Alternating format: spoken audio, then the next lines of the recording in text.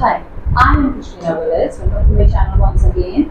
So, hope you all are doing very well. I'm also good. So, today we are going to continue with the chapter Trade and Traders from the Rulers, Britishers, and today we are going to study about the Treaty of Allahabad. So, what is the Treaty of Allahabad exactly is? Earlier हमने Mir Jafar and battle of Buxar and ये सारा कुछ पढ़ा था. तो battle of Buxar के हारने के बाद जो नवाब और बंगाल थे जब वो बैटल ऑफ बक्सर हार गए थे उसके बाद the treaty of Allahabad by the time Mir Jafar died 1765. So Mir Jafar जो थे वो आपके 1765 में मर गए, डाइड हो गए, डेथ हो गई उनकी. And the British had realised it was a mistake to install puppet ruler. So Britishers को ये अपनी कुछ मिस्टेक्स पता नहीं कैसे रियलाइज हो गई कि जो पपेट रूलर वाला जो उन्होंने ये ट्रेंड स्टार्ट किया था ये जो था गलत था कि पपेट रूलर हमें नहीं बनाने चाहिए थे. They realized they had to become Nawab. They realized they had to become Nawabs themselves to generate the large revenue. They needed to finance trade and fight wars. अच्छा, उनके दिमाग में नई चीज चल रही. उनके दिमाग में क्या चल रहा है कि उनको ये रियलाइज हुआ they had to become Nawabs themselves. मतलब वो खुद ही नवाब बन के बैठ जाएं पर्टिकुलर प्लेसेस पे, स्पेशली इन द बंगाल. ठीक है, वो खुद नवाब बन के बैठ जाए एंड वो उससे क्या होगा, वो ज्यादा से ज्यादा रेवेन्यू खुद जनरेट करेंगे, खुद सारा ट्रेड करेंगे, सारा पैसा उनके खुद के हाथ में आएगा.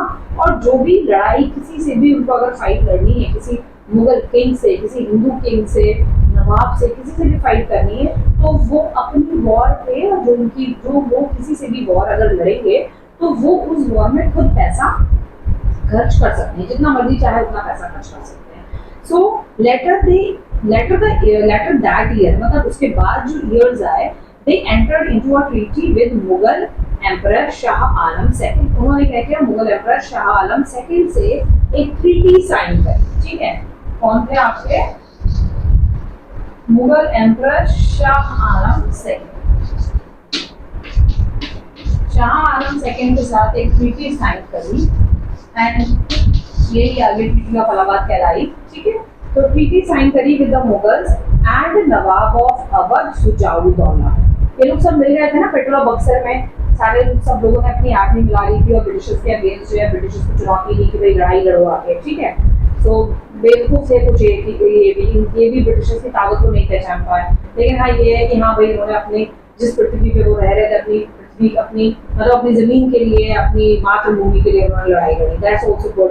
ओके, तो विद मुगल शाह आलम एंड जो नवाब जो था, अवध का जो नवाब था सुजाउद्दौला, उन दोनों के साथ उसने ये ट्रीटी मिलके साइन करी. Who had been defeated in the Battle of Buxar? Shuja-ud-Daula, Nawab of Awadh और आपके शाह आलम ये सब हार गए थे ना बैटल ऑफ बक्सर में.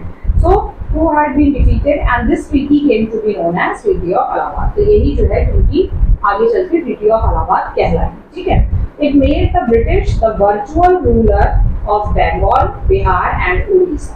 तो अब इसमें क्या हुआ, ब्रिटिशर्स जो थे वो एक वर्चुअल रूलर बन गए थे. बिहार, बंगाल और उड़ीसा के वर्चुअल, जैसे कि मतलब वो डायरेक्ट रूल नहीं करेंगे, रूल यही लोग करेंगे, सुजाउद्दौला एंड शाह आलम यही सब रूल करेंगे और वो एक वर्चुअल रूलर रहेंगे, इस जगह के वर्चुअल रूलर रहेंगे. Okay, he also made the Mughal emperor and the ruler of Bengal and Awadh depend on the British. तो मुगल एम्परर जो थे, रूलर थे, मुगल एम्परर जो थे, और जो रूलर ऑफ बंगाल के जो रूलर थे and Awadh depend on the British. तो इसके वजह से क्या हुआ, ये जो ट्रीटी जो साइन हुई इसके वजह से क्या हुआ, ये सारे मुगल रूलर्स, नवाब, ये सब जो है ब्रिटिशर्स पर जो थे वो डिपेंड हो गए, उन पे डिपेंड हो गए किसी भी चीज के लिए. जो ट्रेड से जो पैसा वगैरह आता था उन सब चीजों के लिए ये उन पे डिपेंड हो गए. So the treaty of Allahabad restored Awadh to Shujauddaula for which he had to pay 50 lakh to the company as damages.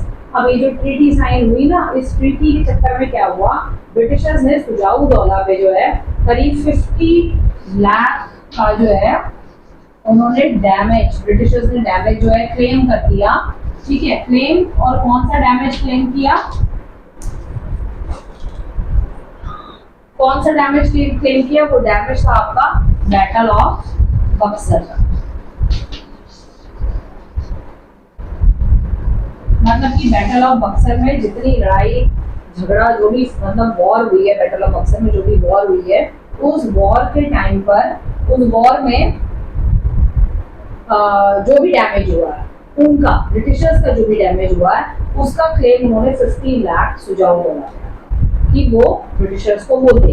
He had to surrender the district of Kora, और साथ ही साथ जो डिस्ट्रिक्ट थी बंगाल, यहाँ पर जो डिस्ट्रिक्ट थी Kora, Allahabad district, which were handed over to the Mughal emperor. ठीक है, तो जो मुगल एम्परर को दे दी थी ब्रिटिशर्स ने कहा वो दोबारा आप हमें सरेंडर करो। ठीक है, in return the British promise, उसके बदले में ब्रिटिशर्स ने ये प्रॉमिस किया अवध को प्रोटेक्ट करेगा with the help of their troops, अपनी आर्मी के थ्रू अवध को दूसरे राजाओं से प्रोटेक्ट करेगा। A protection for which the nawab would have to pay, और नवाब को किसके बदले में पैसा देना पड़ रहा था? जो ब्रिटिश उन्हें प्रोटेक्शन प्रोवाइड कर रहे थे उसके बदले में उनको पैसा देना पड़ रहा था। Treaty of Allahabad recognise Shah Alam second as the Mughal emperor. तो ट्रीटी ऑफ इलाहाबाद जो थी उसके बाद ट्रीटी ऑफ इलाहाबाद के बाद शाह आलम सेकंड को मुगल एम्परर बनाया गया कि भाई मुगलों का एम्परर यही है, रिकॉग्नाइज किया गया।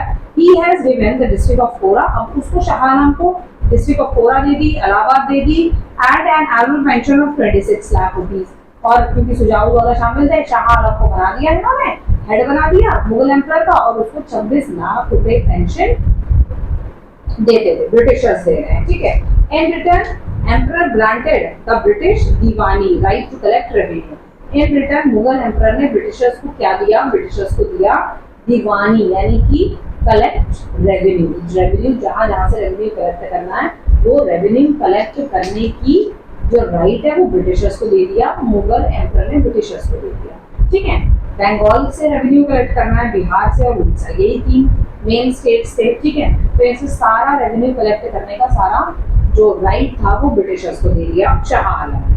This prove to be a turning point for the British, और ब्रिटिशर्स के लिए बहुत अच्छा मौका था, बहुत बढ़िया मौका था ये। Earlier the company had to buy Indian goods, पहले अर्लियर जो थी पहले कंपनी इंडियन गुड्स को बाय करती थी, खरीदती थी, with gold and silver imported from Britain. ठीक है, गोल्ड और सिल्वर जो था वो ब्रिटेन से इंपोर्ट होता। ठीक है, ब्रिटेन से इंपोर्ट कर रही है। Now the rich revenue from the provinces of Bengal allowed the company to buy Indian goods. अब क्या हुआ है? तो rich revenue from the provinces of Bengal, जो उनको बंगाल से खूब बढ़िया जो रेवेन्यू मिल रहा था ना, उनको बहुत अच्छा टैक्स जो वो कलेक्ट कर रहे थे, रेवेन्यू मिल रहा था, उस रेवेन्यू से क्या किया उन्होंने? Allowed the company to buy Indian goods, maintain a strong army. उस रेवेन्यू से बढ़िया बढ़िया और सारे गुड्स वो खरीद रहे थे, अपनी आर्मी को मेंटेन कर रहे थे, सारे वॉर में फंड्स दे रहे थे। यहाँ वहाँ जो ब्रिटिशर्स के ट्रूप्स लगे थे, ब्रिटिशर्स सिर्फ यहीं पर ही नहीं थे, बिहार बंगाल उड़ीसा में ही नहीं थे। ठीक है, सॉरी बंगाल बिहार ही है ना, हाँ बंगाल बिहार उड़ीसा में ही थे, और भी जगहों पे थे, नॉर्थ इंडिया में भी थे, वेस्ट में भी थे, यहाँ वहाँ बहुत सारी जगहों पे थे। ठीक है, तो वहां पर जो ब्रिटिशर्स फाइट कर रहे थे ना, तो उन फाइट्स में वो अपना ये रेवेन्यू जो कलेक्ट हो रहा था, उन फाइट्स में वो सारा पैसा जो है वो खर्च कर रहे हैं। ठीक है, सारा पैसा वो उसमें खर्च कर रहे हैं, वो सारा पैसा उसमें खर्च कर रहे थे। Okay, and meet the cost of building forts and offices, और अपने खूब सारे किले बना रहे हैं, ऑफिसेस बना रहे हैं, फोर्ट बना रहे हैं, इन सब में वो पैसा स्पेंड कर रहे हैं। ठीक है, तो ये थी आपकी ट्रीटी ऑफ इलाहाबाद। नेक्स्ट हम जाते हैं आपकी ड्यूअल गवर्नमेंट। अब ब्रिटिशर्स ने एक नया सिस्टम स्टार्ट किया, ड्यूअल गवर्नमेंट का। नाउ अब ये ड्यूअल गवर्नमेंट क्या थी? Now what is dual government? अब dual government क्या थी? After the Battle of Buxar, the company became the actual master of Bengal. तो बैटल ऑफ बक्सर के बाद जो थी वो आपका कंपनी, यानी कि ईस्ट इंडिया कंपनी जो थी वो बिहार, बंगाल और उड़ीसा की एक्चुअल मास्टर बन गई। एक्चुअल मास्टर का मतलब है पूरा actually control over, real control जो था वो किसके पास था? अब ईस्ट इंडिया कंपनी के पास एक्चुअल कंट्रोल हो गया। ठीक है, it enjoy supreme political power in the provinces.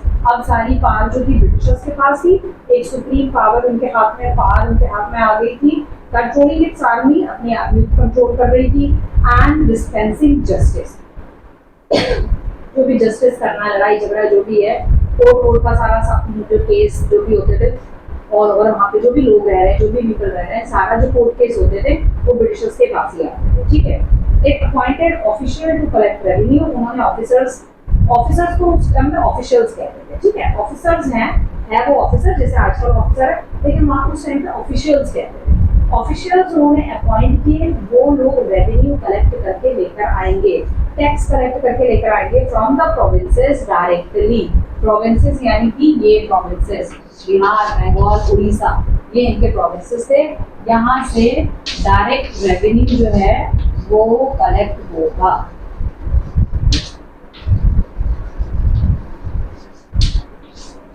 Direct revenue जो है वो कलेक्ट होगा, okay. But it did not take up the responsibility of administration.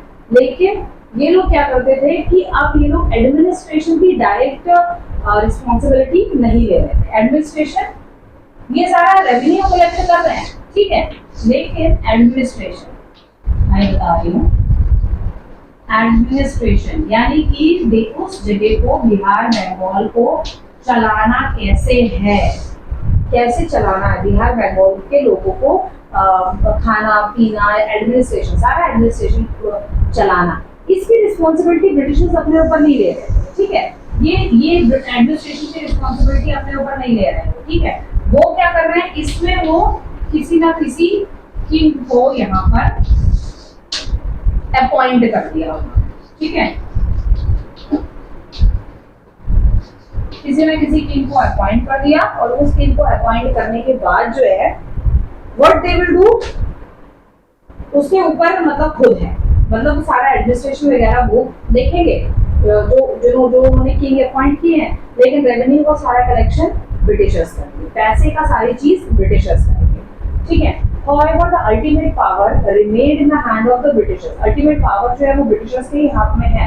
This system is to be known as dual system. इसी system को जो है कहा गया आपका dual system of government, ठीक है, इसी को कहा गया dual system of government. So of government और डायराची, इसको डायराची भी कहा जाता है, dyarchy, okay. The rule of two यानी कि दो लोगों का रूल, एडमिनिस्ट्रेशन दूसरे किंग संभाल रहे, रेवेन्यू का सारा कलेक्शन करना, पर्टिकुलर हर प्रोविंस में जाके, हर प्रोविंस में जगह हर प्रोविंस में जाके, बिहार बंगाल उड़ीसा में जाकर जो रेवेन्यू का सारा कलेक्शन होगा वो सारा ब्रिटिश ईस्ट इंडिया कंपनी करेगी सारा कलेक्शन, ठीक है। तो इसीलिए डायराची यानी दो गवर्नमेंट्स, ठीक है। Nawab and the company prove very ineffective, लेकिन दोनों ही बहुत इनएफेक्टिव रहे, अपने काम को वो सही से नहीं कर पाए। Nawab had no power to enforce law and justice. नवाब जो थे किसी भी तरीके का लॉ लगा नहीं सकते थे इन प्लेसेस पे, इन प्रोविंसेस में कोई लॉ नहीं लगा सकते थे, कोई भी जबरदस्ती कोई लॉ और जस्टिस नहीं कर सकते थे, किसी के साथ जस्टिस नहीं कर सकते थे। Company disown all responsibility of administration, और कंपनी ने सारी एडमिनिस्ट्रेशन की, मतलब इन तीनों प्रोविंसेस को चलाने की रिस्पॉन्सिबिलिटी से अपना हाथ खींच लिया।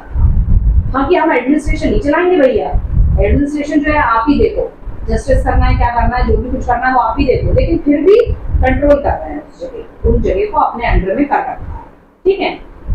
As a result, उसका रिजल्ट क्या हुआ? The law and order situation broke down in Bengal. तो बंगाल में जो है law and order broke down हो गया, सारे लोगों ने तमाशा कर दिया वहाँ पर, ठीक है। The entire administration became corrupt and dishonest. पूरा administration corrupt हो गया और dishonest बताया गया.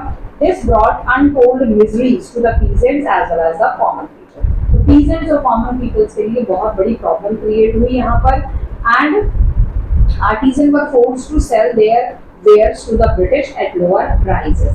जो आर्टिजन्स थे, जो मतलब क्राफ्ट वगैरह बनाते थे, उनको जबरदस्ती ये बोला गया ब्रिटिशर्स ने कि हमें कम दाम में, लो प्राइस में जो है आपकी जो भी क्राफ्ट आर्किटेक्चर वाला जो भी चीजें हैं वो आप हमें लो प्राइस में आप हमें बेच दीजिए, सेल कर दीजिए।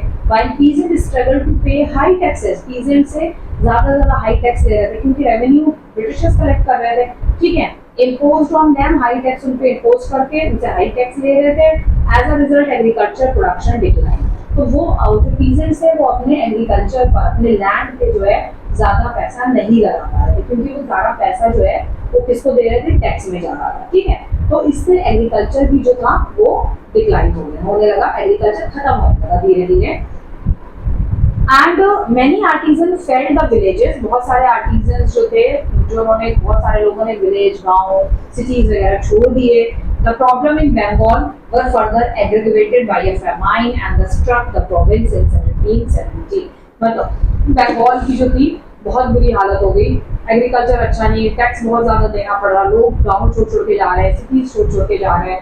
ठीक है, और वहां पर ये सिचुएशन आ गई, सॉरी, बंगाल में ये सिचुएशन आ गई, दैट सिचुएशन ऑफ फैमाइन। ठीक है, वहां पर सूखा पड़ने लग गया। तो भाई सूखा पड़ रहा है तो लोग थोड़ा ना वहां पे रहेंगे, लोग उस जगह को छोड़ के दूसरी जगह जाएंगे, तो वहां से लोग जो है दूसरी जगह जाने लगे। That happens in 1770। ये 1770 में हुआ, यानी कि 18th सेंचुरी जब चल रही थी, यानी कि लेट 18th सेंचुरी इसे कहेंगे हम। ठीक है, The famine depleted 1/3 of the total population of the provinces, यानी कि बंगाल की 1/3 population famine की वजह से बर्बाद हो गई, खत्म हो गई 1/3 population। But neither the नवाब और nor the company took any step to help the people। ना ही नवाब ने कोई स्टेप लिया, ना ही ब्रिटिशर्स ने कोई भी किसी भी तरीके का स्टेप लिया लोगों को बचाने के लिए, लोगों को खाना प्रोवाइड कराने के लिए, लोगों की स्थिति को सुधारने के लिए। ठीक है, this dual system of government came to end in 1772। ये जो आपकी जो ड्यूअल सिस्टम ऑफ गवर्नमेंट जो चल रहा था, कहाँ लिखा मैंने ड्यूअल सिस्टम, हाँ ये ड्यूअल सिस्टम ऑफ गवर्नमेंट जो चल रहा था, ये 1772 में जो है ये खत्म हो गया, खत्म हो गई, ड्यूअल सिस्टम खत्म हो गई। When the British appoint Warren Hasting as the governor of Bengal, when the यानी कि came to be and 1772, dual government खत्म हो गई 1772 में। तब खत्म हुई जब गवर्नर जो थे बंगाल के कौन थे, बैरन हेस्टिंग थे। गवर्नर कौन थे आपके, बैरन हेस्टिंग, गवर्नर वॉरेन हेस्टिंग,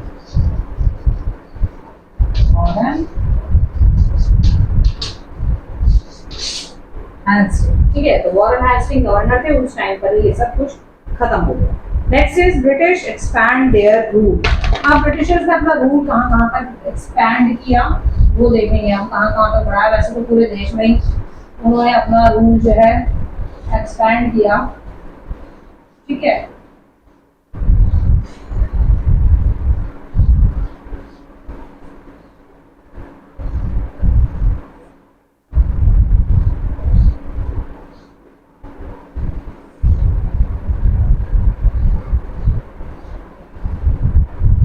बहुत दूर तक अपना एक्सपेंड किया उन्होंने रूल, बहुत ज्यादा दूर तक।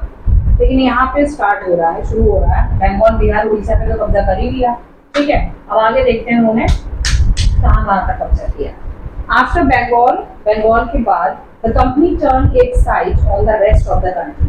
कंपनी ने हमारी कंट्री के बाकी और सिटीज, बाकी और विलेजेस को उन्होंने कैप्चर करना शुरू कर दिया। यही सेम रूल, मतलब यही सेम पॉलिसीज आगे बढ़ा के कुछ और नई पॉलिसीज निकाली। It annex the number of the Indian states, बहुत सारे इंडियन स्टेट्स को उन्होंने अनेक्स किया बिटवीन 1757 से 1857। अच्छा, ये बड़ी इंपॉर्टेंट डेट है, 1757 से 1857 तक। और 1857 में यही जो आपका बहुत फेमस रिवोल्ट हुआ, जो कि इंडियन हिस्ट्री में बड़ा फेमस है, रिवोल्ट ऑफ 1857, ये बहुत फेमस है। ठीक है, बहुत ज्यादा फेमस है ये रिवोल्ट 1857, बहुत फेमस है। तो ये रिवोल्ट हुआ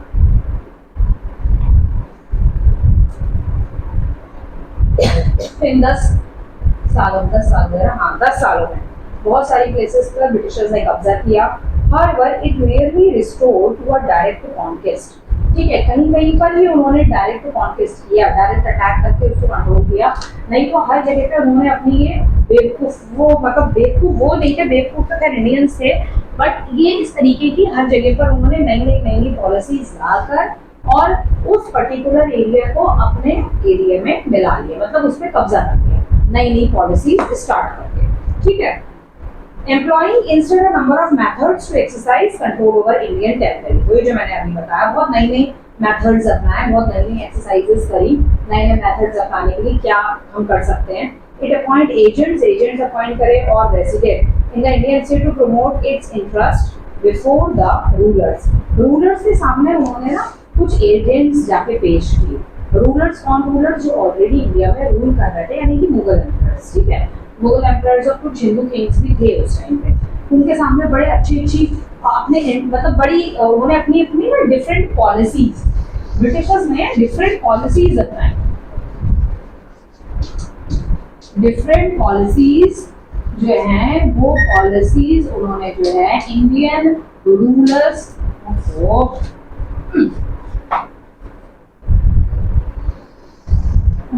इंडियन रूलर्स के सामने जाकर बताई, ठीक है। डिफरेंट पॉलिसीज, बहुत अच्छी पॉलिसीज जो थी वो इंडियन रूलर्स के सामने जाकर बताई, ठीक है, कि भाई हम सोच रहे हैं ऐसी पॉलिसी बनाएं, इसमें आपका भी कैसी पॉलिसी, ज्यादातर वैसे वो बताते थे पॉलिसी कि भाई ऐसी पॉलिसी है, इसमें आपका भी फायदा होगा, इसमें हमारा भी फायदा होगा, आपको भी रेवेन्यू मिलेगा, हमें भी रेवेन्यू मिलेगा, दोनों लोग सही रहेंगे, और बल्कि पहले से और ज्यादा रेवेन्यू मिलने लगेगा हमें। अब वो जो रूलर्स होते थे मुगल एम्परर बेवकूफ से, ठीक है, उन्होंने भाई हाँ भाई बहुत अच्छा है, बहुत अच्छी जो है पॉलिसी आप बता रहे हैं, तो ये पॉलिसीज हम जो है भाई एग्री करते हैं इन सारी पॉलिसीज को लेकर, ठीक है। सो ये इनकी ट्रिक थी। With the help of the resident, company tried to interfere in the political affair of the state. In residents, in agents की हेल्प से दूसरे स्टेट्स के पॉलिटिकल अफेयर्स में जो थी ये इंटरफेयर करते थे ब्रिटिशर्स, दूसरे स्टेट्स के पॉलिटिकल अफेयर्स में, पॉलिटिकल यानी उनकी राजनीतिक चीजों में इंटरफेयर करते थे Britishers. It tried to influence the choice of successor and in some cases even officials of the state, ठीक है। जो वो सक्सेसर होते थे ना, उन्हीं के सक्सेसर को ये लोग भाप लेते थे, मतलब जो रूल कर रहा था उस समय तो उसको देख लेते थे कि ये जो है कौन सी बात पर हमारी एग्री करेगा, ये लोग भाप लेते थे, ठीक है। At times the company forced Indian rulers, तो कंपनी ने इंडियन रूलर्स को फोर्स किया to enter into a subsidiary alliance. अब देखो भैया नई पॉलिसी इनकी आ गई, क्या पॉलिसी आई है इनकी? सब्सिडियरी अलायंस पॉलिसी आई इनकी। This is the new policy,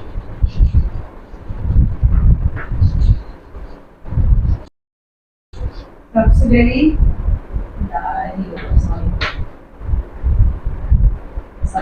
alliance, subsidiary alliance, ये बड़ी न्यू पॉलिसी आई है इनकी। Ruler who enter such an alliance, अब जो रूलर्स जो थे वो रूलर्स जो रूलर्स ने इस पॉलिसी में जो एंटर हुए, इस पॉलिसी में जो एंटर हुए, जो घुस गए इसमें, ठीक है, जो इस पॉलिसी में घुस गए, उनके साथ कंपनी ने क्या किया, ईस्ट इंडिया कंपनी ने, कि alliance who enter into the alliance could not maintain their own army, वो अपनी खुद की आर्मी नहीं रख सकते, वो ब्रिटिश की आर्मी से काम चलाएंगे, ठीक है। Instead, the company supplied troops to the rulers for protection against attack from the rulers, यानी कि वो खुद की अपनी आर्मी नहीं रखेंगे मुगल रूलर्स, वो ब्रिटिश जो है ब्रिटिशर्स अपने ट्रूप्स प्रोवाइड कराएगी, ब्रिटिशर्स अपनी आर्मी प्रोवाइड कराएगी और उसी आर्मी से वो काम चलाएंगे, यानी कि काम चलाएंगे मतलब ब्रिटिशर्स जो है उनको प्रोटेक्शन देंगे, अगर कोई दूसरा और रूलर उन पे अटैक करेगा तो ब्रिटिशर्स उनको प्रोटेक्ट करेंगे, लेकिन ऐसा वो नहीं करते थे, कई जगहों पर किया, कई जगहों पर नहीं किया। The rulers had to pay company a fixed sum of maintaining subsidiary troops, और जो रूलर्स होते थे उनको ब्रिटिशर्स को पैसा देना पड़ता था, लमसम मनी देना पड़ता था ताकि आर्मी को ब्रिटिश मेंटेन कर सके। If they fail to make a payment, अगर वो रूलर पेमेंट नहीं देंगे ब्रिटिशर्स को, they had to hand over a part of their territory to the company। देखो क्या इन लोगों की पॉलिसी थी, मतलब क्या दिमाग इन लोगों ने पाया, मतलब हर बार वो लोग जो है पेमेंट करेंगे, अगर जो रूलर्स हैं अगर वो पेमेंट नहीं कर पाते हैं ठीक है, नो पेमेंट। अगर वो पेमेंट नहीं कर पा रहे हैं तो ये लोग क्या करेंगे कि उनकी जो टेरिटरी है वो उनसे ले लेंगे। Territory hand over to British, over to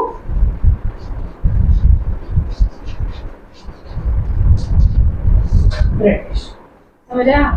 ये जो ये इनकी पॉलिसी थी। अगर वो पेमेंट नहीं कर पाते हैं तो वो क्या करेंगे, इनसे इनकी टेरिटरी जो है, टेरिटरी ले क्या लेंगे कि आपको अपनी टेरिटरी जो है फिर हमें, आपको अपना स्टेट हमें देना पड़ेगा, ऐसे इनसे बोल दिया जाता है।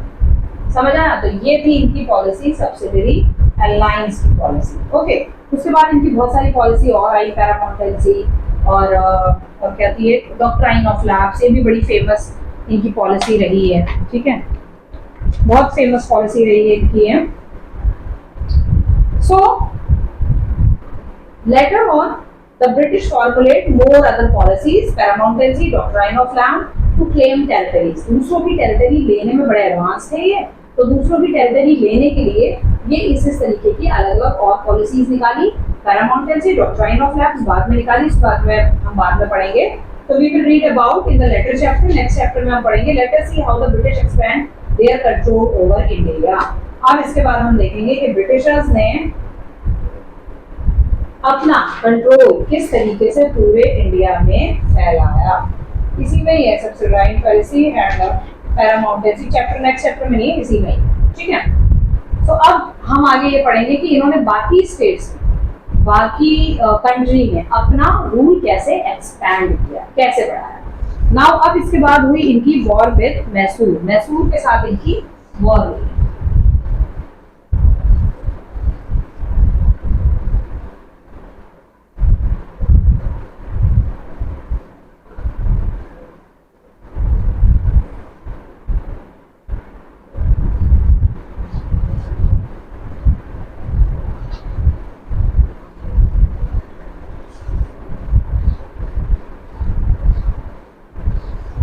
तो अब वॉर विद मैसूर क्या था, क्या वॉर का रीजन क्या था, किस लिए वॉर हुई। Mysore was an important to the British as it control the spice trade along the Malabar coast. तो मालाबार कोस्ट के थ्रू सारा स्पाइसेस का ट्रेड करते थे ब्रिटिशर्स, स्पाइसेस यानी मसाले।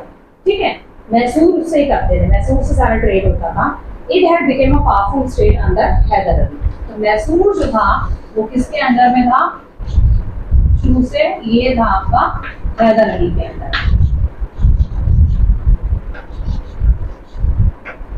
ठीक, मैसूर हैदर अली के अंडर में रहा है एंड हिज सन, और हैदर अली के बाद उसके बाद जो था ये गया टीपू सुल्तान के हाथ में।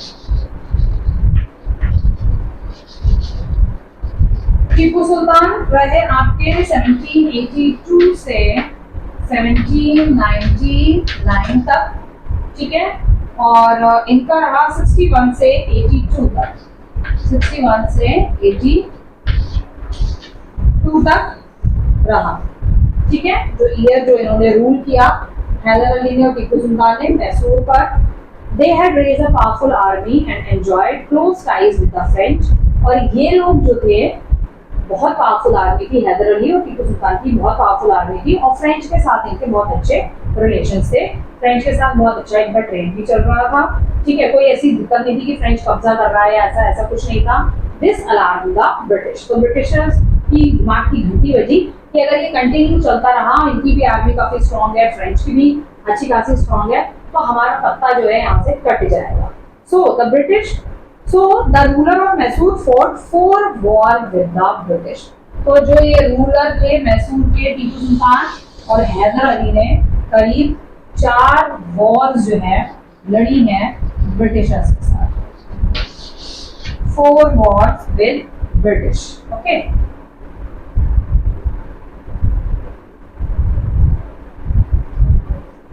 ब्रिटिशर्स के साथ इन्होंने 4 वॉर लड़ी। The first is Anglo-Mysore War, War with the Marathas, Anglo-Maratha War। ठीक है, ये हैं कुछ वॉर्स। इसमें ब्रिटिशर्स मतलब और तो मराठास वगैरह तो इंक्लूडेड थे, ब्रिटिशर्स भी इंक्लूडेड थे। सो एंग्लो मैसूर वॉर इनकी है पहली, जो यहाँ पर बताई गई है। First Anglo-Mysore War took place between 67 to 69.